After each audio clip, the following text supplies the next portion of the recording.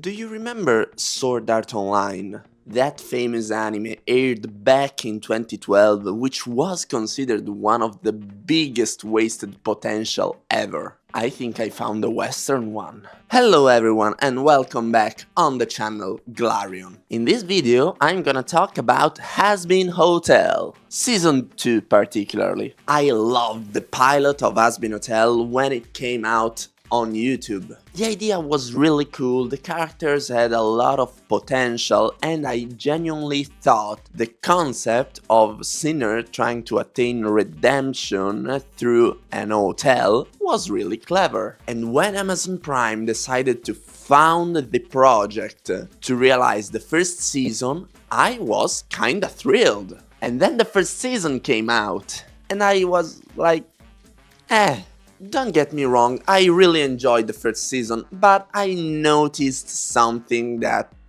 honestly, was kinda ass. In the first season of Hazbin Hotel, there was this huge plot hole regarding angels and angelic weapons. To make it easy, Hazbin Hotel is a series that takes place in a certain version of hell in which sinners try to attain redemption and go to heaven in order to avoid extermination. Because back in the days Lilith tried to convince sinner to go up against the heaven because there were a lot of more sinners than angelic creatures or saints. And in order to stop that, the Seraphim, called Sarah, created a group led by Adam to each year exterminate part of the population of Hell in order to make them weak enough to not allow them to rebel against heaven. That is a cool concept.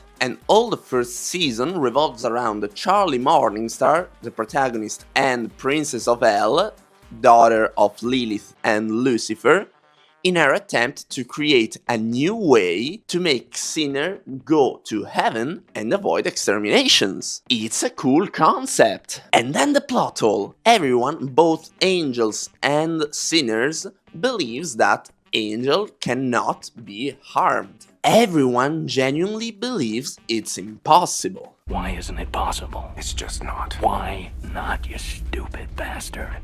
Until, after an extermination, a dead angel is found in hell. And all the big secret was that to kill an angel, you required an angelic weapon. The weapons commonly used by angels. And you could say, okay, maybe sinners doesn't have angelic weapons, but they do. And then you could say, okay, but maybe in 10,000 years no one ever tried to use angelic weapon on angels. But there's a little itty bitty problem.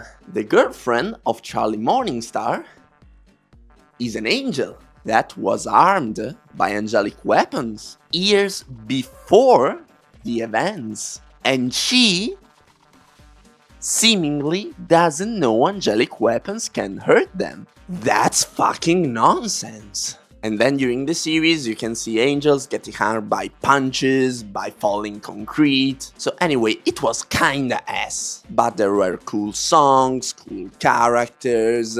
As I was saying, the concept was cool, so even with this huge plot hole in the middle of the entire season, the first one was kinda enjoyable. And then a few weeks ago, the second season finally came out with a lot of hype and anticipation.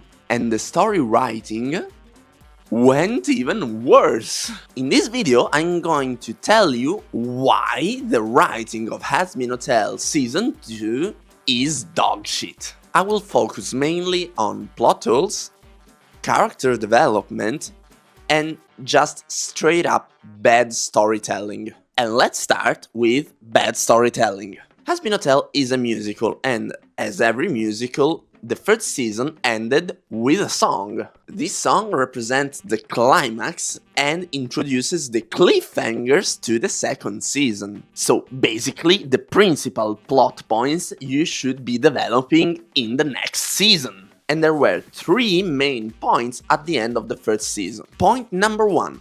Lucifer changed his idea and decided to help Charlie Morningstar in her attempt to redeem sinners. Point 2, Alastor the Radio Demon is confirmed to have a deal with someone that keep him under his or her control. And the third point is that redemption actually works, because one of the friends of Charlie Morningstar, which fought in the last battle and died, actually got redeemed and went up to heaven. These are the 3 plot points you should be focusing your development on.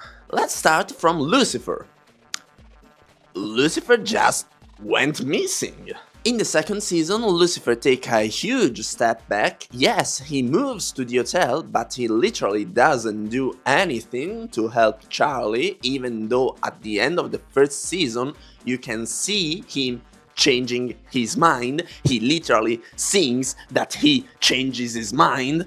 You've changed my mind. You've changed my mind. You've changed my mind. He becomes basically a piece of furniture and then gets kidnapped and used as a weapon by the main antagonist of the season, Vox and the Vees. We'll come back to them later. Second point, the mysterious deal of Alastor. For those who didn't watch the series, Alastor is introduced as the first big assistant of the protagonist, Charlie Morningstar, and he is a powerful overlord, a powerful sinner in hell. He is smart, cunning, and a manipulator. He is obsessed by control to the point that he always smiles to make the opponent think he is always in control and makes his decisions unpredictable. Control is his obsession, okay? So you would expect that this deal that constrains him was something that he was forced to do, maybe in order to survive or to obtain something meaningful to him. And in the time between the first and the second season, there were thousands of videos theorizing what Alastor deal was. And this was a big mystery. It could have been the biggest plot twist of the season. And then, in episode 4, Alastor just gets pissed, reveals his secret deal, and the deal was bullshit. Episode 4 was the mid-season of the series, and usually mid-season episodes requires certain amount of plot twist in order to keep the engage up with the audience. But episode 4 of Hazbin Hotel came out 1 week later the release of the first episode.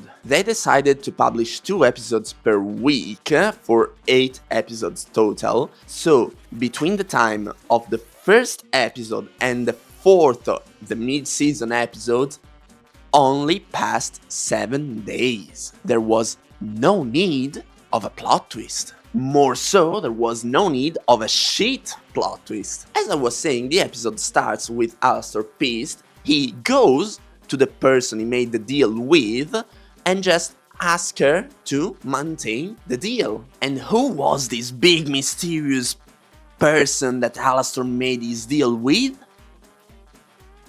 Rosie, the overlord of Cannibal Town. And why Alastor made a deal with her?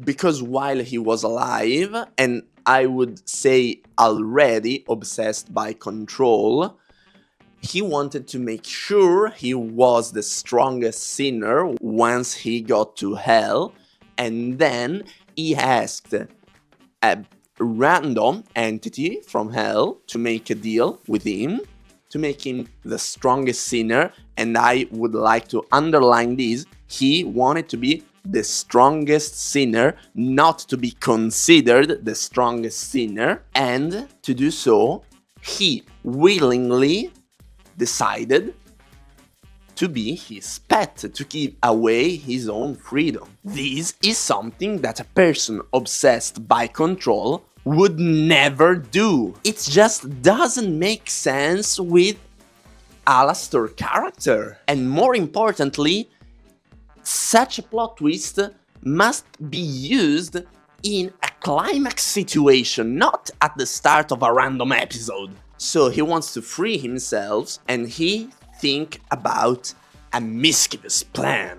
And then we get to the third major point at the end of the first season.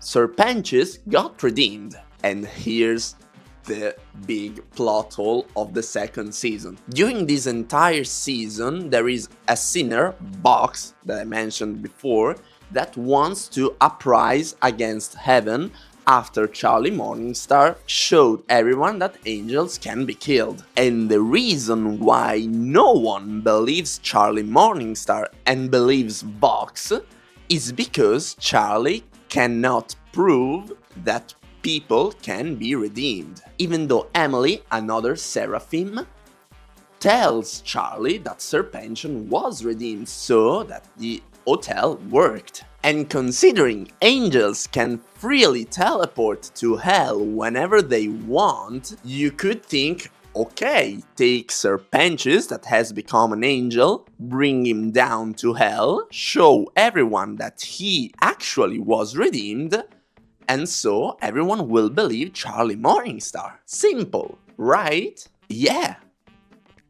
That's why they decided not to do that. The author clearly wanted to develop Vox's character using the uprising, because Vox is obsessed by power, by being the top. He wants to be a god. So it makes sense for Vox to create an uprising against heaven to become the king of everything, to become a god. Clearly, she didn't know any other way to depict this kind of character, so every time someone mentioned to bring down Sir Pentious and show everyone redemption works, they just say, no, it's not possible, without ever explaining why. And at the end of the season, during the final battle against Vox and the Vees, they create this complicated plan to create a transmission from heaven to hell in order to show on every screen of hell that Sir Pentious is alive and redemption worked, when for the entire time it was simply enough to bring that snake ass down from heaven to hell, show everyone his wings and his white clothes, and everyone would have believed Charlie. Sorry, that went way too far. Anyway, another thing that I want you to remember is this. No one gives a fuck and believes Charlie Morningstar. No one except his friends. And now, end of the season. Hell is one step to uprise. They create this big weapon using Lucifer as a source of power to start a holy war against heaven, led by Vox. Now, why everyone believes that Vox can beat heaven? You see, during the first season, Alastor tried to go against Adam and got his ass whooped by Adam. It was not even close to Adam. And Adam was an archangel, the lowest rank of the commanding angels. Alastor cannot do anything to him, gets whooped, and in the second season, Alastor, still injured by the previous fight, goes against the Vees, all three of them, and all three of them united barely can match Alastor's power, the injured Alastor power. And both fights were broadcasted through hell because Vox is a megalomaniac and wanted to show everyone Alastor getting beaten. So everyone saw full power Alastor gets beaten by Adam and injured power Alastor keeping his ground against the three Vees. Why anyone would think that the Vees can do anything against the higher up of Adam? I don't know. In the season finale, Alastor's plan goes to work and he gets free from both his deals, because during the series, to get free from the first deal, he made a deal with Vox. The deal was that Alastor would be Vox's prisoner if Vox wouldn't lay his hands on Charlie Morningstar. During the crazy villain monologue, Vox touches Charlie's shoulders, and so the deal with Alastor, it's broken, because technically Alastor Deals said that Vox shouldn't lay his hands on Charlie in any way. And now let's get back to the deal with Rosie. The deal with Rosie clearly said that Alastor had to be the strongest sinner in hell. And how does he get free from that? Alastor forces Charlie to say to the cameras that Vox is the strongest sinner in hell. And this breaks the deal from Alastor and Rosie. Again, the deal was not that Alastor had to be considered the strongest, he had to be the strongest. And you could say, okay, but maybe the sinner's power came from what the other sinner believes. But here there are two huge problems. First of all, this power mechanics is only shown with Velvet.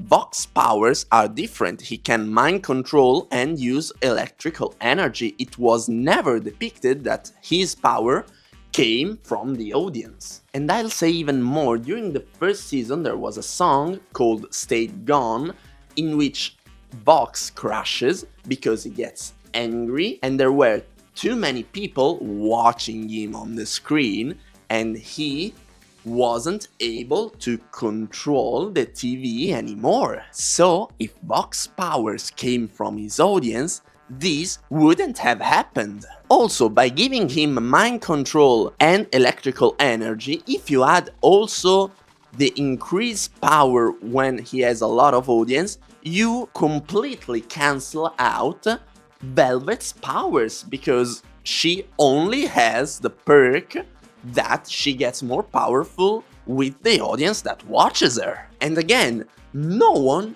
believes Charlie, so it doesn't make sense that when Charlie says that Vox is the strongest, anyone would believe her. No one believed her from the first point of the show, no one ever believed her. Why magically all start to do so when she says that Vox is the strongest? It doesn't make sense. And then, once free from its deals, Alastor still beats Vox, showing that he still is the strongest. So, everything is just bullshit. Now, let's talk about character development. Only 3 characters during the entire season had some character development, and only one of them is a main character, Angel Dust. The other 2 characters are Vox, the antagonist, and Sarah, the Seraphim.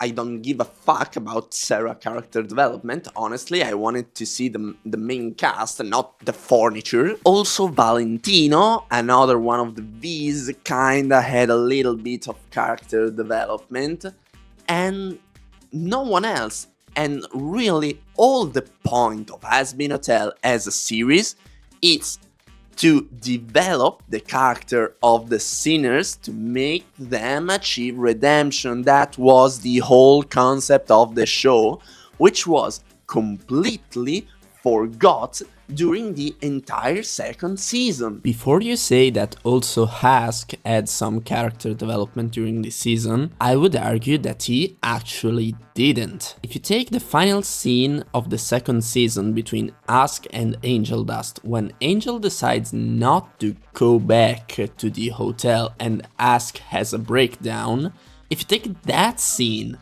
and place it at the end of the first season, for Angel, it wouldn't make sense because Angel had some character development. But Hask's reaction, it wouldn't be that strange considering how things went during the first season. So, no, Hask didn't have character development.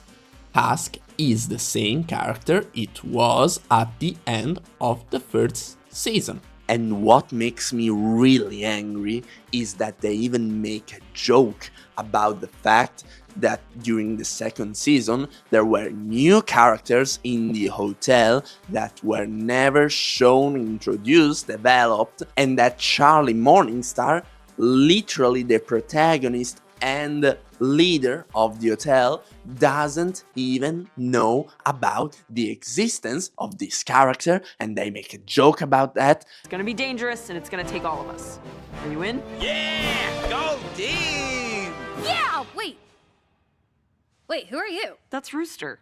He's been here the whole time. You know what? I'll introduce you later. And that was the whole point of the fucking series. Sorry, I went too far again. Final considerations. I am just disappointed from Hazbin Hotel. In the second season, due to the success of the first one, the animation got better, the soundtracks got better. There is a lot of effort in creating this series, and the fact that the storytelling and the story writing is so ass really is such a missed opportunity that I don't even have words about. During last years, Western animation went down a cliff, basically. To find a Western animated series that is really good, it's becoming more and more difficult, and a project born on YouTube from an indie development to get recognized and founded by a big company such as Amazon Prime Video, it's important.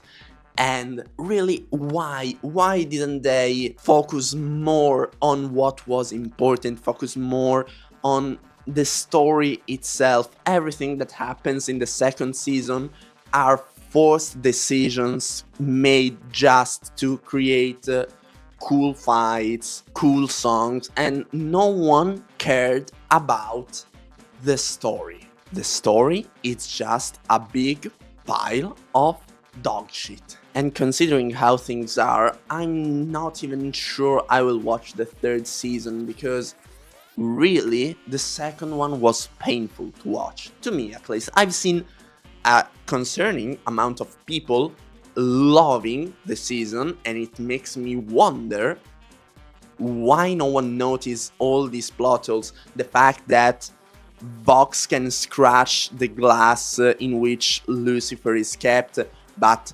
Baggy with angelic weapons cannot do a shit. The fact that Carmilla Carmine thinks that the vees can actually beat heaven and build them a mass destruction weapon, it doesn't make sense. Carmilla knows the vees are buffoons and they are weak as fuck, and it doesn't make sense that she helps them. Why no one believes Charlie and then believes her? Just why? Why? There was another thing that really bummed me. At the end of the season, the machine goes wild, it's about to explode, and literally everyone needs to merge their powers in order to stop the explosion that was purely caused by Lucifer raw power. You are telling me that to stop Lucifer, you need a seraphim, his daughter, a bunch of overlords, a bunch of other sinners, and Lucifer couldn't do a thing about everything that happened during the second season. It doesn't make sense. They say that Lucifer cannot harm any of the sinner, but he could have just, I don't know, destroyed the entire Vees corporation, could have done a lot of things, and he just sit for the entire season just to get kidnapped and hurt